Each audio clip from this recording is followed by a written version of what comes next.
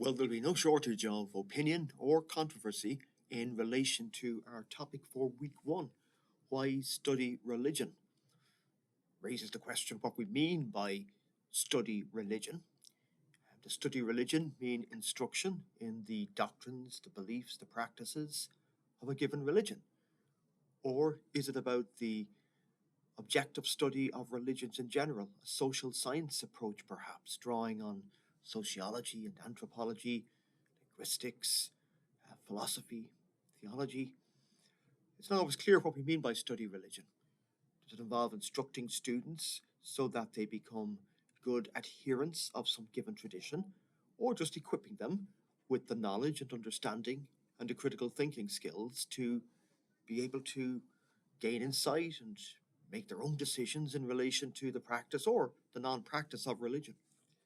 Our learning goal for week one is to explore the question as to why it is important to study religion in an academic fashion, and the difference between teaching religion versus teaching about religion, taking into consideration examples of the caricatures and misunderstandings that arise in the absence of religious literacy.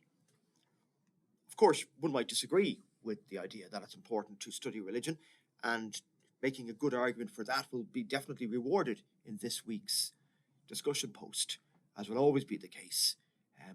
There's never a right answer so much as an expectation that students will try to reason their position well, provide good arguments, good evidence for what they say, whether or not they're for or against the study of religion.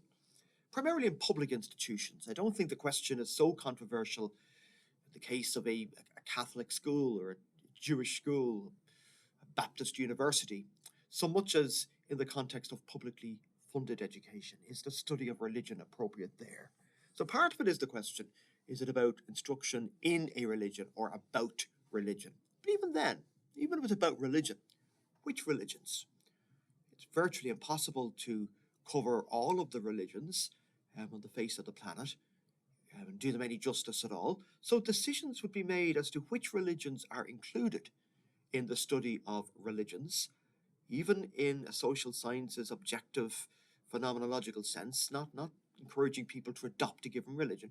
Even then, what do we include and what do we leave out?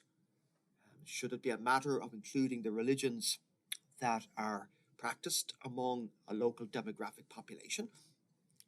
Or is there a different criterion for what gets included and what doesn't? What indigenous religions, for example, should be included? What about new religious movements? Arguably cults in some cases. Should they be included? And as a matter of interest, they will be included to some extent in this course that you're taking. Religious literacy is mentioned in that learning objective. That phrase has come into prominence largely thanks to Diane Moore at Harvard University, who makes the argument that if people are going to talk and think and write intelligently about religion, they need a certain literacy. We need to use words, terms, phrases in an informed way. That's going to come up many times during this course.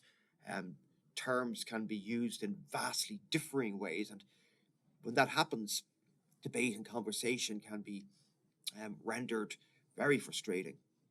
What do we mean by words like extremist or radical, jihad, to take an Arabic term? We'll encounter some great diversity of opinion as to what is meant by some of these words. So religious literacy helps to ensure that we use words in an informed way.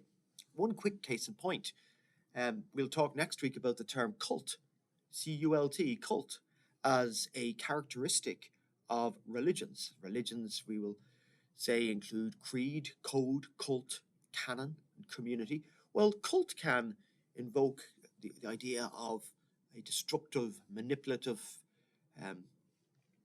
somehow morally suspect religious movement. And the term is used in that sense, destructive religious cults. However, there's also a meaning of the word cult that means the devotional, the ritual dimension of a religion. And it has a secular sense. There are movies people will call cult classics because of the impact they have had and the kind of devotional following that they have acquired among an audience. And that's a question for religious literacy. What do we mean by a word like cult in a given context?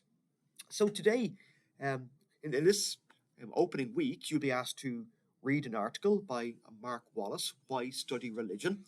And Wallace will outline arguments related to culture, arguing, can you really understand literature, Shakespeare, for example, classical music, art, without a certain baseline understanding of religion? Perhaps in those examples, it's fair to say the Christian religion, but other religions also. When we look at different literatures and works of art and pieces of music, is there a cultural necessity to have a basic grasp of religion? Then isn't there the civil or the moral argument that to understand our neighbours well in diverse communities, to not constantly put our foot in it, or in a more sinister way, perhaps to be swayed into prejudice and demonization of those whose belief systems are different to our own? Do we need to have an understanding that prevents ignorance, essentially?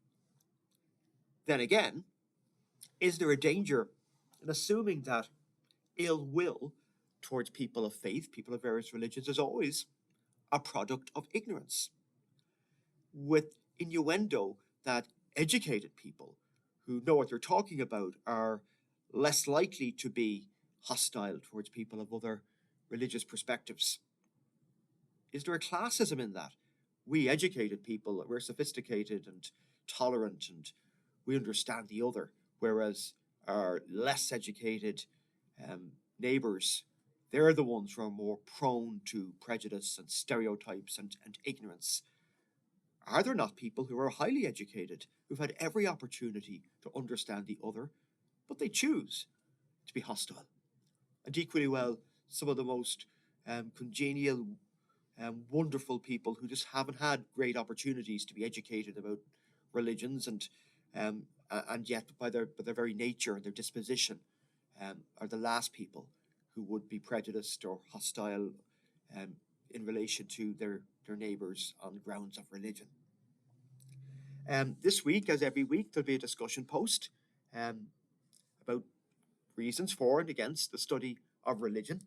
Are teachers going to be equipped to do it where they're asked to do it? I mean, it's one thing for religious studies instructors in colleges and religious schools to instruct about religion, but what about a state or a school system saying the Bible should be studied, or religious texts in general, the Bible, the Quran, the Vedas? If the teachers are not taught how to do that, is there a danger that with no ill will on their part at all, they will simply impart their own prejudices, consciously or otherwise? Are there not massive implications related to mandates to include religion in the curriculum in public schools, or take significant efforts at the level of the training of teachers, apart from anything else? There's a quiz this week. Every week for the first 10 weeks there will be a quiz. There are the two assignments due this week: the week 1 discussion post on why study religion and the week 1 quiz. So you get an email with an attachment with links to the reading, the article by Mark Wallace, and some video links, including a video link about an interview with a religious studies scholar, Reza Aslan, on a Fox News program. That'll be basically the prompt. So obviously make sure you get those in by Sunday midnight. The deadline's always Sunday midnight. And don't hold back. It would be fascinating to hear your thoughts on this question.